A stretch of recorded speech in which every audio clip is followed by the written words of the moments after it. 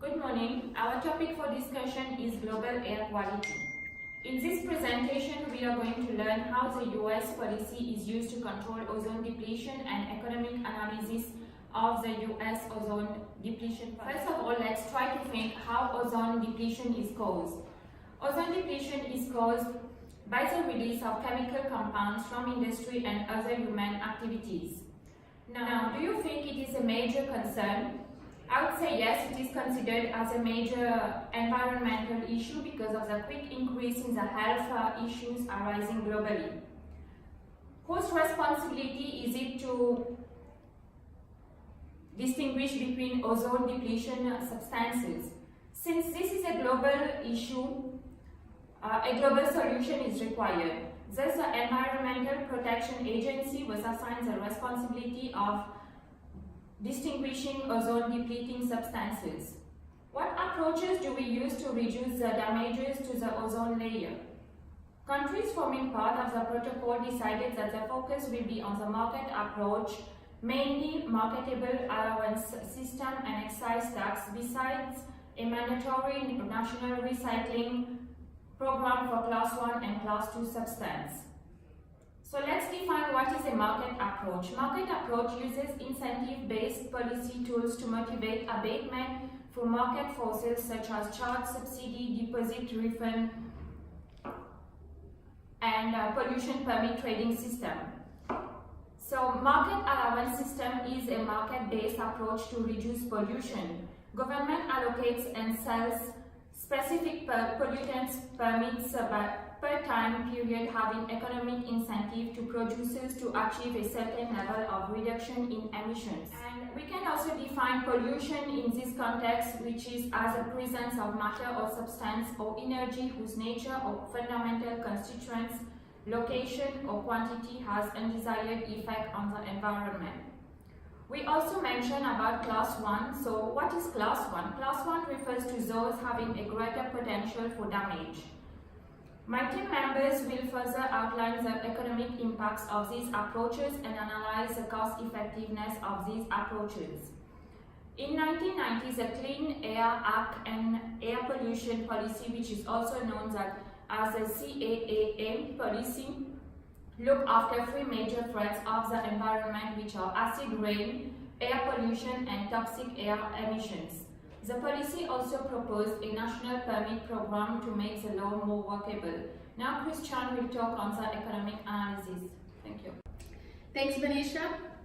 So now we're gonna go deeper at the economic analysis of these topics. So it's very important to analyze those initiatives through an economic point of view, such as the phase-out plan, the allowance in trading, and the impact of CFC market, and also the CFC substitutes markets. As you can see, the initiatives defined to reduce the CFC impact were market approach initiatives. Those are incentive-based policies to reduce abatement.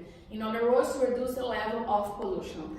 Talking specifically about the CFC market, we can notice some initiatives and its impacts. One of them that generate impact of the supply of the demand was the recycling. This is one of the first actions of the United States in the 90s, which established a mandatory national recycling program from Class 1 and Class 2 substitutes, which contribute to the increase of price.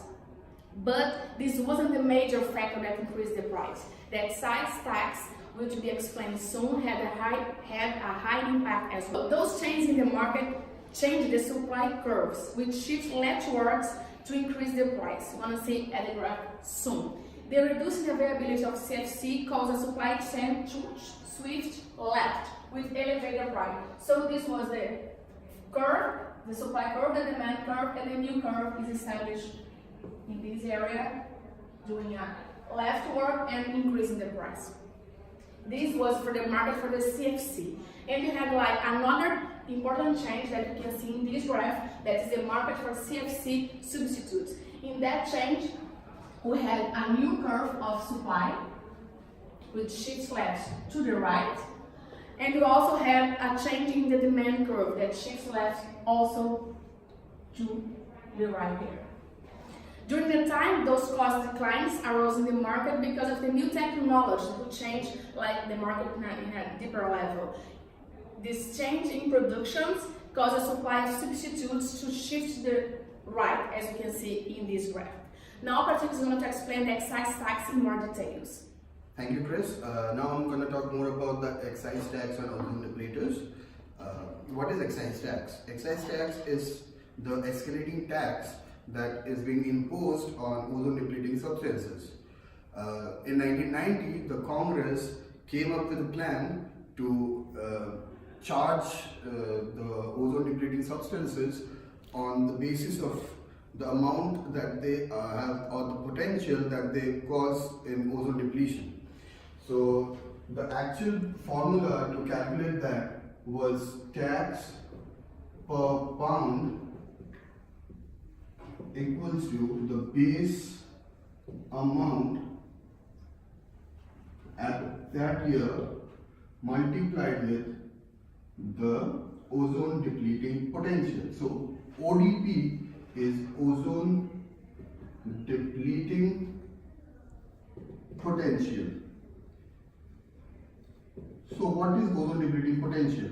So ozone depleting potential means substance's potential or capability of harming the ozone depletion, or like how much it affects in the depletion of ozone layer.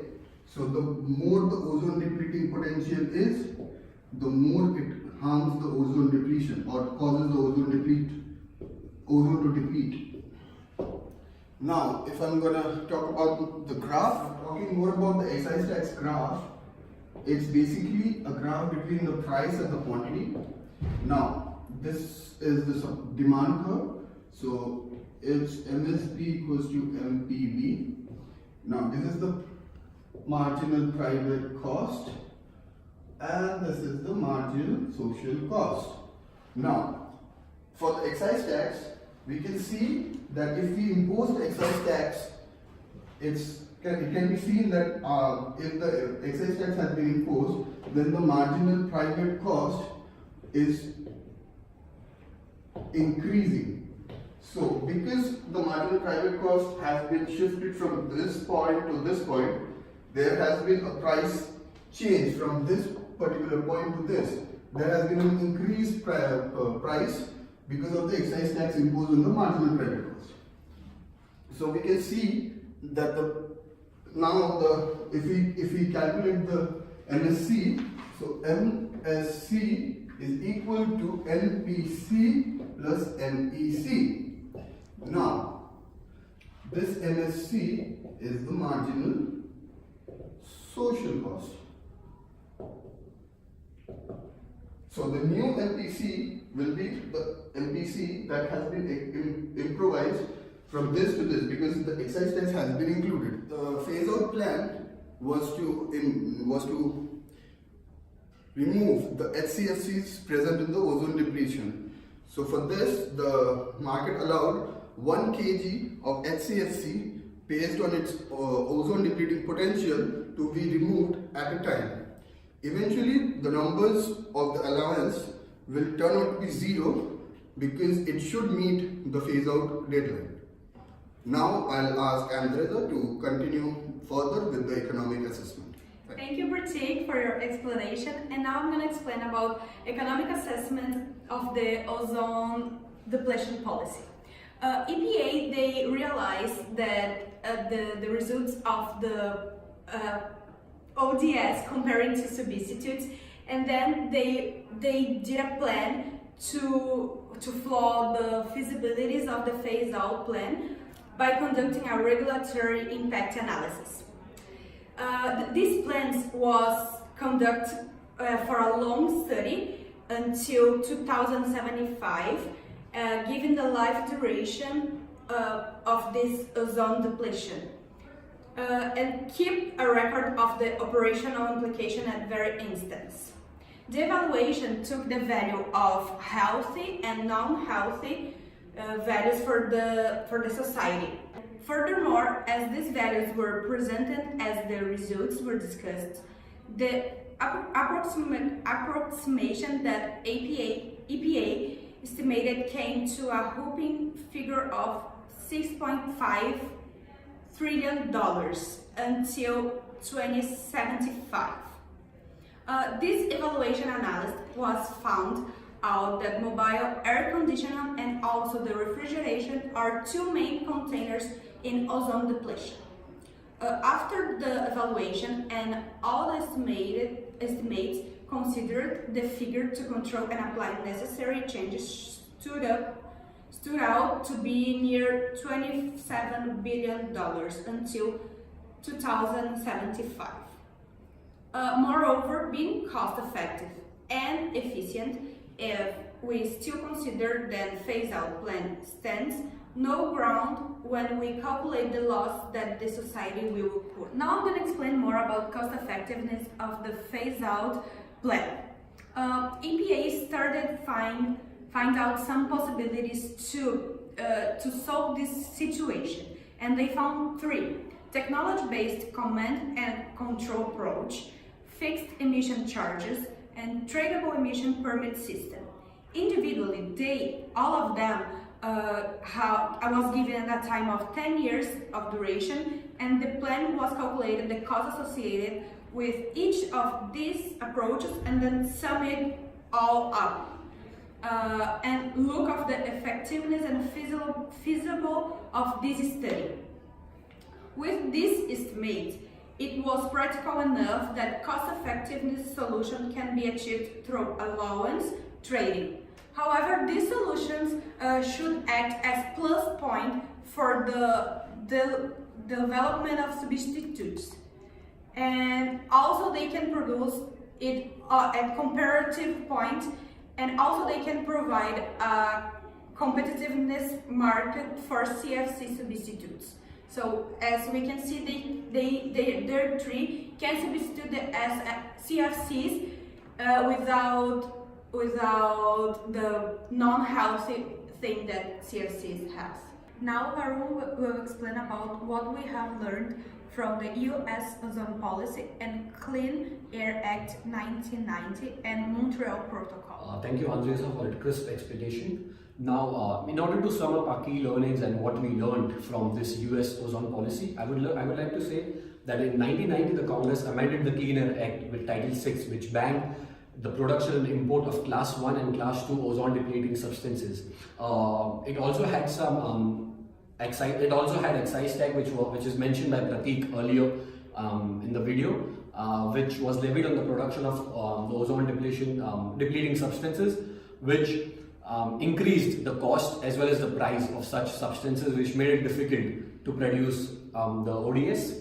With this regulatory programs providing the framework for the Clean Air Act amendments, and with the commitment to implement the law quickly, fairly and efficiently, let me say, not only Americans but also human beings all over the globe will get what they ask for: a healthy, safe and productive environment linked to sustainable economic growth and sound energy policy. With the advancement of the phase-out plan, along with the levy of the excise tax and a reduction in the supply of chlorofluorocarbons, led to an increase in their prices, which helped the market for CFC substitutes to rise. So, talking about the positive side effect of the gradual ban of the products, the Earth's climate has also benefited because CFCs are also potent greenhouse gases. However, there has been a negative effect, or I must say a rebound effect, that threatens the accelerate growth of global warming, and that's a very major issue. The United States in particular, it played a leadership role, like a strong leadership role on the international level to help in the battle to save the ozone layer. To sum it up, the lesson from Montreal is to curb global warming, and it is not as easy as it looks, because we can either continue to play dirty, outdated technologies, or we can move towards a low carbon economy with energy efficiency and clean technologies for our better future, and not only for our better future but for the next generations as well.